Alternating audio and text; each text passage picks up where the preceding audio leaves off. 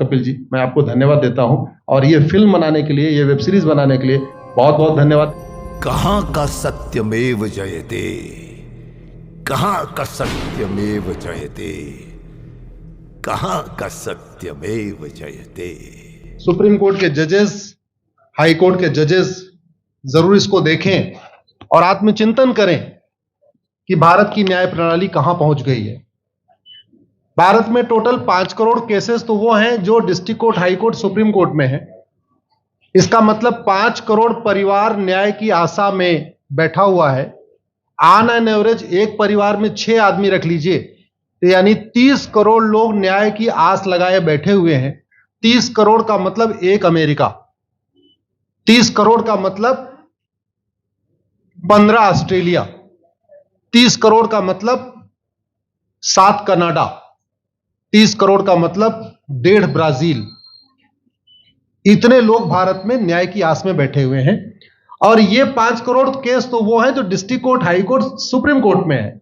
इसके पैरेलल हमारे देश में एक और जुडिशियल सिस्टम है, उसको कहते हैं तहसीलदार, एसडीएम, एडीएम, डीएम, कमिश्नर, जहां पे चकबंदी के मुकदमे चलते हैं। वो इस 5 करोड़ में काउंटेड नहीं है। जो तहसीलदार के यहां मुकदमा होता है, एसडीएम के यहां मुकदमा होता है, एडीएम के यहां होता है, डीएम के यहां होता है, चकबंदी अधिकारी जिसको सीओ कहते हैं, डीडीसी कहते हैं, एसओसी कहते हैं, वो इसके पैरेलल में है और 5 करोड़ मुकदमे वहां पे भी चल रहे हैं। इसका मैं लाइव एग्जांपल देना चाहूंगा भारत की ब्लैक जस्टिस सिस्टम का। 1985 में जौनपुर में एक 10 बीघे जमीन का मुकदमा शुरू हुआ था। अभी वो सबसे नीचे पायदान पे है, जिसको कहते हैं चकबंदी अधिकारी। 1985 में मुकदमा शुरू हुआ, 2023 आ गया, लगभग 37 साल बीत चुके। 37 साल में यह नहीं तय हो पाया कि असली विल कौन सी है। 2 लोगों ने क्लेम किया, वो कह रहे हैं मुझे विल मिली है, वो कह रहे हैं मुझे विल मिली है। 37 साल में यह नहीं डिसाइड हो पाया असली विल किसकी है। अगर मान लीजिए आज डिसाइड हो जाए तो सीओ के बाद एसओसी, एसओसी के बाद डीडीसी, डीडीसी के बाद हाई कोर्ट, हाई कोर्ट के बाद सुप्रीम कोर्ट, यानी अभी 35 साल और लगेगा, 70 साल लगेगा। सेकंड जनरेशन मुकदमा लड़ रही है, ऑलरेडी सेकंड जनरेशन मुकदमा लड़ रही है और इसी स्पीड से काम हुआ तो मुझे लगता है थर्ड जनरेशन आके मुकदमा तब जाके सुप्रीम कोर्ट पहुंचेगा। दूसरा एग्जांपल, एक ग्लेरिंग एग्जांपल आपको देता हूं। 1971 के वॉर में पाकिस्तान में बम फेंकने वाले, पाकिस्तान के फौजियों के बहुत सारे बैंकर तोड़ने वाले एक कर्नल कबोत्रा है, पंचकुला में रहते हैं। दुश्मनों को उन्होंने दांत तोड़ दिए। आज 2000 से उनके मकान पे किसी ने कब्जा किया हुआ है। 2023 आ चुका है, 23 साल में वो अपने मकान को नहीं छुड़ा पाए। अभी मामला पंचकुला की डिस्ट्रिक्ट कोर्ट में है, उसके बाद चंडीगढ़ हाई कोर्ट जाएगा, फिर सुप्रीम कोर्ट जाएगा। तो 23 साल में वो सबसे नीचे पायदान पे है। वास्तविकता यह है, अंग्रेज चले गए, अंग्रेजी कानून यहीं छोड़ गए, अंग्रेजी व्यवस्था यहीं छोड़ गए। यह व्यवस्था भारत में न्याय देने के लिए नहीं बनी थी। यह जो न्यायिक जुडिशियल सिस्टम था भारत में जो बनाया गया, वो केवल और केवल भारत को लूटने बांटने के लिए बनाया गया था। क्योंकि कानून वही चल रहा है, जुडिशियल सिस्टम वही चल रहा है, इवन हमारा ड्रेस भी वही चल रहा है। अंग्रेज काले कपड़े पहनते थे, हम भी काले कपड़े पहनते हैं। अंग्रेज जून के महीने में उनको गर्मी लगती थी तो 1 महीने छुट्टी करके इंग्लैंड चले जाते थे। आज भी हमारा हाई कोर्ट, सुप्रीम कोर्ट पूरे मई जून बंद रहता है। अंग्रेजों को क्रिसमस के टाइम में दिसंबर में छुट्टी मनाना जाना होता था, 1 महीने छुट्टी कर चले जाते थे। आज भी हमारी हाई कोर्ट, सुप्रीम कोर्ट दिसंबर में, क्रिसमस के टाइम में 15 दिन 20 दिन बंद हो जाती है। तो सोच वही है, किताबें वही है, व्यवस्था वही है, कानून वही है, तो स्वाभाविक सी बात है जस्टिस होगा कहां से?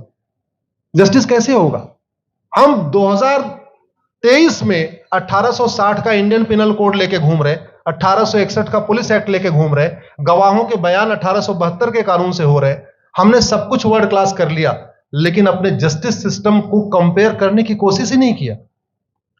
जितने में एक एयरपोर्ट बनता है, एक एयरपोर्ट बनाने में 25,000 करोड़ की लागत आती है। अगर हमारी सरकारों ने एक एयरपोर्ट की कीमत जुडिशियल सिस्टम पे खर्च कर दिया होता तो हमारी न्यायिक व्यवस्था अच्छी हो गई होती। आज घटिया, चूंकि अकाउंटेबिलिटी नहीं है, जुडिशियल सिस्टम में कोई अकाउंटेबिलिटी नहीं है। किसी के साथ न्याय हो जाए, अन्याय हो जाए, कोई फर्क नहीं पड़ता। निर्दोष को जेल हो जाए, जज की कोई अकाउंटेबिलिटी नहीं। दोषी को बेल हो जाए, जज की कोई अकाउंटेबिलिटी नहीं। लाख लोग जेल में सड़ रहे हैं, लाखों धोखेबाज भ्रष्टाचारी बाहर घूम रहे हैं, मूल कारण है ब्लैक जस्टिस सिस्टम। आपने बहुत अच्छा आपने इस पे वेब सीरीज बनाया है, और इस देश में world class airport, world class highway, world class shopping mall, सब कुछ वर्ल्ड क्लास बना लिया। इनफैक्ट अपना मोबाइल का डेटा सुरक्षित रखने के लिए हमारे सांसद, विधायक, जज आईफोन भी यूज करते हैं, अमेरिका का आईफोन यूज करते हैं, हमारा डेटा सुरक्षित हो जाए। लेकिन भारत सुरक्षित हो जाए उसके लिए यह नहीं देखते कि जापान में कौन सा कानून है, अमेरिका में कौन सा कानून है, सिंगापुर में क्या अच्छा चल रहा है। कनाडा में रेंट का मामला एक डेट में खत्म होता है। सिंगापुर में अभी कुछ दिन पहले एक व्यक्ति के पास 900 ग्राम गांजा पाया गया, उसको फांसी हुई है।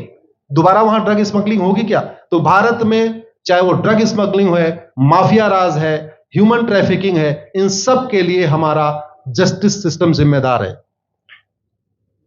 कोई भी अपराध होता है उसमें दो पक्ष होता है, एक पीड़ित, एक अपराध करने वाला। जो पीड़ित होता है वो चाहता है जल्दी उसको न्याय मिल जाए, अपराध करने वाला चाहता है मुकदमा लंबा चले। भारत का न्यायिक सिस्टम अपराध करने वाले के साथ खड़ा है। बलात्कारी चाहता है उसका मुकदमा 30 साल चले, और मुकदमा 30 साल चलता है। भू माफिया चाहता है कि गरीब की जमीन पे कब्जा कर ले, उसका मुकदमा 50 साल चले, और आज की डेट में मुकदमा 50 साल चल रहा है। इसका मतलब वर्तमान न्यायिक सिस्टम बलात्कारी के पक्ष में है, भू माफिया के पक्ष में है, ड्रग स्मगलर के पक्ष में है, ह्यूमन ट्रैफिकर के पक्ष में है, नक्सलियों के पक्ष में है, माओवादियों के पक्ष में है, जो लोग देश विरोधी काम कर रहे हैं उनके पक्ष में है। 40 साल 50 साल के बाद किसी व्यक्ति ने मिलावट करके लोगों का स्वास्थ्य खराब कर दिया, उसको 50 साल के बाद सजा हो रही है। इस बीच उसने कम से कम पता नहीं कितने लोगों का और भी कर दिया। तो ये जो जस्टिस सिस्टम होता है दवा की तरीके काम करता है। जैसे दवा अच्छी होती है बीमारी तुरंत ठीक हो जाती है, अगर दवा घटिया होती है तो बीमारी बढ़ जाती है। दवा खाने के बाद शरीर एज इट इज नहीं रहता, या तो बीमारी ठीक होती है या तो बीमारी बढ़ती है। अगर कोई आदमी एक गांव में किसी के साथ कुछ गलत कर दे, उसको 6 महीने के अंदर सजा हो जाए, साल भर के अंदर हो जाए, दूसरा अपराध वहां नहीं होगा। लेकिन अगर उस व्यक्ति को पनिशमेंट नहीं मिला तो स्वाभाविक सी बात है उसने उसको और मोटिवेट कर दिया। कहते नहीं ऐसे बुखार है, तुरंत 2 गोली खाइए बुखार ठीक हो गया। लेकिन अगर आपने दवा नहीं खाई या गलत दवा खा लिया तो टाइफाइड होगा या निमोनिया होगा। दुर्भाग्यवश ये हमारा जस्टिस सिस्टम यही कर रहा है। आज की डेट में जितनी समस्याएं हैं, चाहे वो घूसखोरी है, जमाखोरी है, मिलावटखोरी है, कालाबाजारी है, नशा तस्करी है, मानव तस्करी है, सोना तस्करी है, ड्रग स्मगलिंग है, या नक्सलवाद है, या माओवाद है, या कट्टरवाद है, जो भी समस्याएं हैं, उसका एक बहुत बड़ा कारण यह है कि हमारा जस्टिस सिस्टम उसको टैकल नहीं कर पा रहा है, उसको पकड़ नहीं पा रहा है, और इसीलिए भारत में अराजकता है। मैं तो इतने जानता हूं, ऐसी कोई बीमारी नहीं जिसकी कोई दवाई नहीं, ऐसी कोई समस्या नहीं जिसका कोई समाधान नहीं। हम हर चीज के लिए बाहर से चीजें खरीदते हैं, तो हम ये क्यों नहीं देख रहे हैं कि आखिर चाइना का जस्टिस सिस्टम कैसा है, सिंगापुर का कैसा है, कनाडा का कैसा है, फ्रांस का कैसा है, और अमेरिका का कैसा है। हम क्यों नहीं बेस्ट प्रैक्टिसेस उनकी अडॉप्ट कर लेते। दुनिया के कई देशों ने नार्को पॉलीग्राफ ब्रेन मैपिंग कानून बना दिया। मेरी बहन दीपिका नारायण बैठी हुई है, ये लगातार फॉल्स केसेस के खिलाफ, इनको मैं देखता रहता हूं, एक्टिव रहती है। एक कानून बन जाए नार्को पॉलीग्राफ ब्रेन मैपिंग, और कंप्लेन पे अंडरटेकिंग ले लिया जाए कि जो कुछ मैं शिकायत कर रहा हूं इसके लिए मैं अपना नार्को पॉलीग्राफ ब्रेन मैपिंग कराने के लिए तैयार हूं, हजारों की संख्या में फेक केसेस खुद ही खत्म हो जाएंगे। आज की डेट में लोग जुडिशरी की लापरवाही के साथ साथ फर्जी केस से परेशान है, फर्जी गवाही से परेशान है, फर्जी एफआईआर से परेशान है, हजारों परिवार परेशान है। कई बार देखा गया कि जो फैमिली के केसेस होते हैं उसमें कितने सारे फेक केसेस भी आ रहे हैं। तो जो वास्तव में दोषी हैं उनको पनिशमेंट नहीं मिल पा रहा है, जो निर्दोष हैं उनके खिलाफ फर्जी केसेस हो रहे हैं। आज की डेट में गांव में एक दबंग अगर जमीन कब्जा कर लेता है, किसी की हिम्मत नहीं पड़ती उसके खिलाफ कोई गवाही दे दे। लोगों को अपनी जमीन छुड़ाने में 30 साल लड़ना पड़ रहा है, 35 साल लड़ना पड़ रहा है। अगर 30 साल 35 साल के बाद कक्कड़ जी उसको अपनी जमीन मिल भी गई तो उसके साथ न्याय कहां हुआ? 35 साल में उसका टाइम बर्बाद हो गया, 35 साल में उसका पैसा बर्बाद हो गया, 35 साल वो मेंटल ट्रॉमा में रहा, 35 साल उसने तारीख पे तारीख झेली है। और मैं तो डिस्ट्रिक्ट कोर्ट में कई बार जाके देखा, ऐसे परिवारों को देखता हूं जिनके पास बस से आने के लिए पैसा नहीं है, साइकिल से आते हैं। ऐसे परिवारों को देखता हूं जो चाय नहीं पी सकते अपने पैसे से, बेचारे घर से रोटी बांध के और अचार लेके आते हैं, लेकिन वहां मजबूरी में वकील को पैसा देते हैं। तो हमारी कोर्ट कचहरी वास्तव में दलाली का अड्डा बन गया है। हमारी कोर्ट कचहरी भ्रष्टाचार का अड्डा बन गया है। और मैं दुख के साथ कहना चाहूंगा, अदालतों में न्याय हो नहीं रहा है, बल्कि न्याय बिक रहा है। जिनके पास पैसा है, वो उन्होंने कितना बड़ा क्राइम किया हो, मर्डर किया हो, रेप किया हो, उनको जमानत हो रही है। और जिनके पास नहीं है, वो बेचारे जेल में सड़ रहे हैं। कई बार तो देखा गया, मैंने मेरे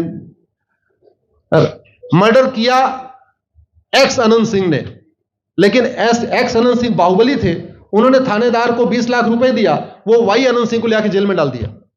नाम वही है। अब उसके बाद क्या हुआ, 20 साल मुकदमा चला और फिर सबूत के अभाव में छूट गया। तो जिसने मर्डर किया वो तो कभी जेल गया ही नहीं। एक निर्दोष जेल गया, 10-20 साल के बाद उसने अपना जमीन बेचा, सब कुछ किया, मां बाप सब कुछ तबाह हो गए, फिर वो सबूत के अभाव में छूट रहा है। तो सबूत के अभाव में अगर 20 साल के बाद छूट भी गया हो, उसका 20 साल कौन लौटाएगा? उसके 20 साल के लिए कौन जिम्मेदार है? उसके 20 साल जो बर्बाद हुआ, उसके लिए संविधान की शपथ लेने वाले जिम्मेदार हैं। संविधान के प्रियम्बल में लिखा है, हम आपको जस्टिस देंगे, हम आपको न्याय देंगे। न्याय देने की जिम्मेदारी किसकी? जिन्होंने शपथ लिया। शपथ कौन लेते हैं? जजेस लेते हैं, सांसद, विधायक, मंत्री लेते हैं। तो आज की डेट में अगर लोगों को न्याय नहीं मिल रहा है, तो इसके लिए वही जिम्मेदार हैं जो संविधान की शपथ लेते हैं। संविधान की शपथ लेने वालों को वेतन, भत्ता, गाड़ी, बंगला इसीलिए मिलता है कि लोगों को न्याय मिल सके, फास्ट जस्टिस मिले, कंप्लीट जस्टिस मिले। अनफॉर्चुनेटली कंप्लीट जस्टिस मिलने में तो 50-60 साल लग जाता है, फास्ट जस्टिस तो सपना हो गया है। इसलिए आज आपने जो ये वेब सीरीज बनाई है, मैं आपको धन्यवाद देता हूं। एक ऐसे विषय पे जिस पे कोई टच नहीं करता, लेकिन जिससे करोड़ों लोग पीड़ित हैं। मैंने कहा ना, 5 करोड़ लोग सीधे district court, high court, supreme court के केसेस से पीड़ित हैं, और 5 करोड़ मुकदमे एसओसी, डीडीसी, तहसीलदार के यहां चल रहा है। तो अगर 5 करोड़ से 30 करोड़ लोग इधर पीड़ित हैं, तो उधर भी पीड़ित है। वास्तव में बहुत बड़ी संख्या भारत में इसी से पीड़ित है। और अपराध, भ्रष्टाचार और जितनी भी अराजकता चल रही है, उसका मूल कारण भी यही है। जस्टिस सिस्टम अच्छा हो जाए, कानून सख्त हो जाए, कानून का खौफ पैदा हो जाए, न्यायपालिका का खौफ पैदा हो जाए, और ये थाने जो दलाली के अड्डे बन गए हैं, तहसील जो दलाली का अड्डा बन गया है, डिस्ट्रिक्ट कोर्ट जो कमीशनखोरी का अड्डा बन गया है, अगर इस पे कंट्रोल हो जाए तो वास्तव में भारत में फिर से राम राज्य आ सकता है। अगर जुडिशियल सिस्टम अच्छा हो जाए, तो जो राम राज्य की कल्पना है, धर्म की जय हो, अधर्म का नाश हो, प्राणियों में सद्भावना हो, विश्व का कल्याण हो, मुझे लगता है उसको फिर से जीवित किया सकता है। आपने मुझे बुलाया कपिल जी, मैं आपको धन्यवाद देता हूं। और ये फिल्म बनाने के लिए, ये वेब सीरीज बनाने के लिए बहुत बहुत धन्यवाद देता रहता हूं। दीपिका जी लड़ती रहती हैं, इनको देखता रहता हूं। बहन नेहा जी आई हैं, ये अपने गानों से मुझे लगता है बहुत अच्छा आप लिखती हैं। और इसी तरीके से कड़वा सच आप लिखते रहिए, कड़वा सच गाते रहिए। लोग आज की डेट में, यंग जनरेशन कड़वा सच सुनना चाहती है। मीठे झूठ ने इस देश में शुगर, डायबिटीज पैदा कर दिया। भारत केवल लोग डायबिटीज से नहीं पीड़ित हैं, बल्कि हमारी व्यवस्था को डायबिटीज हो चुका है। और उस डायबिटीज को दूर करने के लिए नेहा राठौर जैसी बहनें जो सही बात कह रही हैं, दीपिका जी सही बात कह रही हैं। आप लोग जो है बहुत अच्छा काम कर रहे हैं। और आपने, कक्कड़ साहब, आपने बनाया वेब सीरीज, आपको विशेष आभार, धन्यवाद देता हूं। यही निवेदन करता हूं, इस वेब सीरीज को ज्यादा से ज्यादा देखें। और खास तौर पे अगर आपके जानने वाले कोई जज हैं, कोई आईएएस हैं, कोई आईपीएस हैं, मंत्री, सांसद, विधायक हैं, उनको भी एक बार फोन करके, व्हाट्सएप करके एक बार कहिए कि वो भी इसको जरूर देखें। क्योंकि अल्टीमेटली न्यायिक व्यवस्था बदलने की जिम्मेदारी उन्हीं की है जिनको वेतन, भत्ता, गाड़ी, बंगला, free air ticket, free rail ticket और वीआईपी व्यवस्था मिलती है। ये व्यवस्था उन्हीं को बदलनी है। जय हिंद, धन्यवाद।